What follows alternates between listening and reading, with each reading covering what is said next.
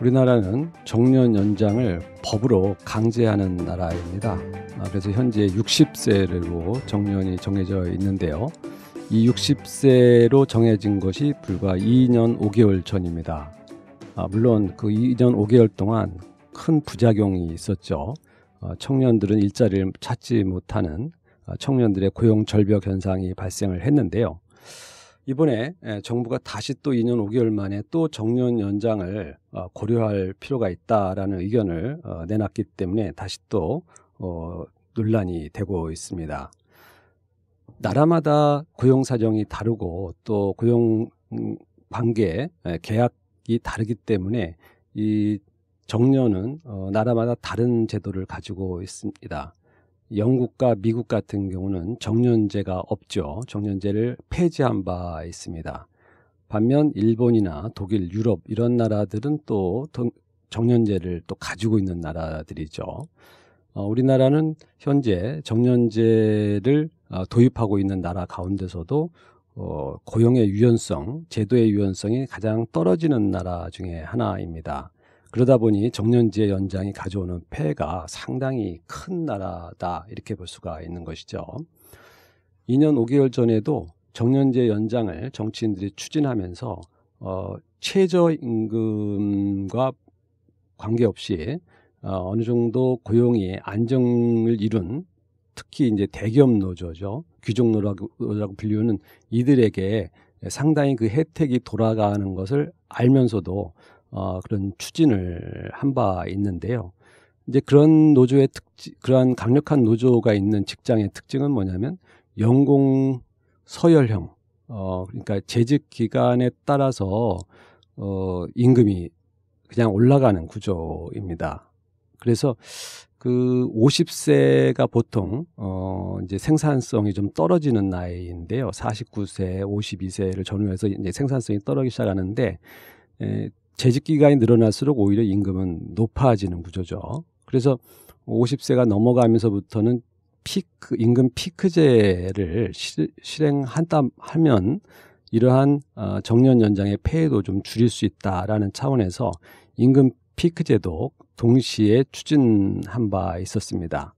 그런데 그 당시에는 임금 피크제도 어느 정도 생산 현장에서 받아들일 것처럼 이야기가 됐었는데요.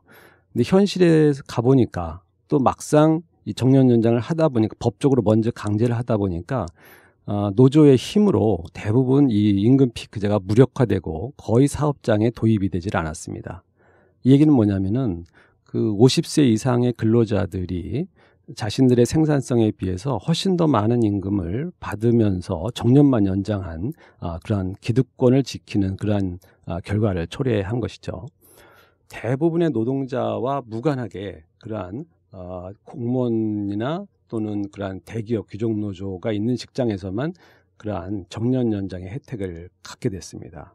그런데 현재 문제는 뭐냐면 우리나라 고용시장이 상당히 빡빡하고 새로운 일자리가 만들어지지 않는 그런 구조이기 때문에 거의 제로섬 게임에 가깝다 보니까 새로운 일자리, 청년들에게 돌아갈 일자리를 아예 원천 봉쇄하는, 그러니까 청년들이 새로운 일자리를 찾는 것이 어려운 그런 구조를 만들게 됐습니다. 그래서 청년들의 불만이 상당히 높았죠. 그러다 보니까 정치인들은 뭐 청년 수당이라든가 이런 것들로 도닥이고 있지만 그 실질적인 폐해는 상당히 사회적으로도 크다라고 볼 수가 있습니다. 사실 청년들에게 가장 좋은 것은 일자리고요. 또 가장 좋은 복지수단도 일자리 아니겠습니까? 그리고 젊었을 때 일자리 통해서 경험을 쌓아야만이 장기적으로 인적 자원으로서의 가치를 좀 더 제고할 수가 있음에도 불구하고 애초에 일자리를 접근할 수 있는 권한이 그러한 그 기회가 박탈당함으로 인해서 이러한 정년 연장은 사회적으로도 큰 폐해를 초래한 바 있습니다. 그래서 지금 정년 연장을 만약에 정부가 다시 고려한다면은 추가적으로 60세에서 더 많은 나이로 62세나 뭐 이렇게 더 늘리고자 한다면 사실은 임금 피크제를 먼저 법제화하고 강제화해서 사업장 내에서 임금과 생산성이 같이 작동할 수 있도록 하는 그러한 제도적인 개선이 먼저 이루어져야 됩니다. 그래야만이 기업도 나이 먹은 사람들을 쉽게 고용을 하고 또 거기에 따라서 생긴 여력으로 젊은 사람도 고용할 수 있는 여력이 생기는 것이죠.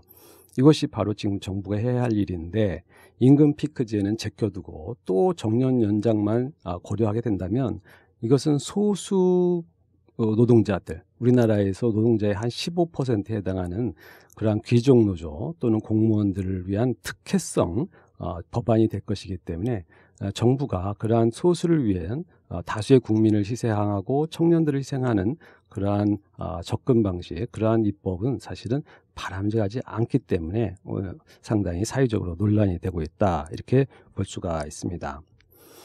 일부 분들은 이러한 노령층이 정부의 이러한 법제와 강제적인 법률에 의해서 정년 동안 정년이 늘어난 만큼 더 일하게 되면 복지적으로도 좋고 또 그러한 그 노령 인구들에 대한 처우도 개선되는 그러한 효과가 있지 않냐고 말씀하시지만 사실은 그렇지 않습니다.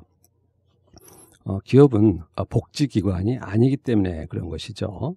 그래서 이러한 기업 현장에서는 생산성에 부합하는 임금, 나이와 무관하게 성과 또는 기여에 의해서 임금이 유연하게 책정될 수 있도록 함으로 인해서 나이로서 또는 재직기간으로서 생산성과 무관하게 임금이 결정되는 그러한 구조에서 우리가 벗어날 수 있어야만이 좀 더 합리적인 고용 문화를 만들어줄 수가 있다는 그런 생각을 해봅니다. 그래서 현재 이러한 복지는 정부가 이미 기초연금이라든가 국민연금을 통해서 하고 있기 때문에 그런 것을 기업을 통해서 그 복지를 실현하겠다고 하는 것은 오히려 고용을 줄이는 그러한 잘못된 부작용을 만들 수 있다라는 말씀을 드립니다. 그래서 그러면 어떻게 하면 좀 더 그 일자리가 더 만들어질 수 있는 구조를 만들 것이냐 하는 것인데요. 이러한 그 정년을 강제로 늘리는 것이 아니고 자유롭게 더 좋은 인재가 기업에서 활용될 수 있도록 하는 것, 이 부분에 정부는 역량을 집중해야 됩니다. 예를 들어서 대부분의 분들은 40대 후반에서 회사를 그만두는 경향이 많은데요. 근데 그분들이 재취업이 될 수 있도록, 재고용이 될 수 있도록 재교육하는 그런 프로그램을 잘 활용할 필요가 있고, 정부가 그런 교육 프로그램을 좀 더 과감하게 지원할 필요가 있습니다. 그래서 한 직장, 평생 직장이다라고 하는 그런 방식으로 이 제도의 경직성을 높일 것이 아니라 새로운 그 분야에 도전할 수 있고 새로운 분야에서 거기에 맞는 일자리를 얻을 수 있도록 하는 그러한 유연한 접근 방식, 이것이 지금은 필요한 시대다라는 말씀을 드립니다. 그리고 현재도 이미 숙련된 기술직이나 경험을 많이 가지고 있는 분들은 재취업을 통해서 우리나라에서도 고령자들이 많이 일을 하고 있고요. 또 해외의 후진국이라든가 개발도상국에 나아가서 이러한 경험과 기술을 활용해서 또 추가적인 일도 지금 많이 하고 있습니다. 그래서 우리가 사람들이 가지고 있는 경험 그리고 기술, 노하우 이런 것들이 축적될 수 있고 그러한 것들을 잘 활용할 수 있는 유연한 경영 환경을 만드는 것이 필요한 것이지 억지로 법을 통해서 강제로 정년을 늘리는 것은 사실은 누구에게도 이익이 되는 구조가 아니다라는 말씀을 드립니다.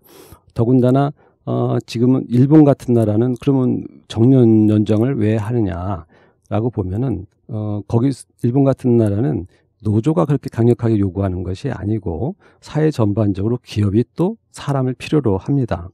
그래서 사회 전반적인 합의에 의해서 이러한 정년도 연장하려고 하는 것이죠. 우리나라처럼 소수 근로자의 그 이득을 추구하는 그러한 노동계의 요구에 의해서 끌려가는 것이 아니라는 것입니다. 그래서 우리가 이러한 노동계의 입장만을 생각하는 방식에서 벗어나서 우리 국민 전체 그리고 재취업하는 그러한 분야에서 다양한 근로 형태, 고용 형태가 이루어질 수 있도록 하는 그러한 유연한 노동체계를 만들어가는 것이 실질적으로 복지를 향상하고 근로자들이 더 많은 일자리를 접할 수 있도록 하는 그러한 해결책이다라는 차원에서 말씀을 드렸습니다.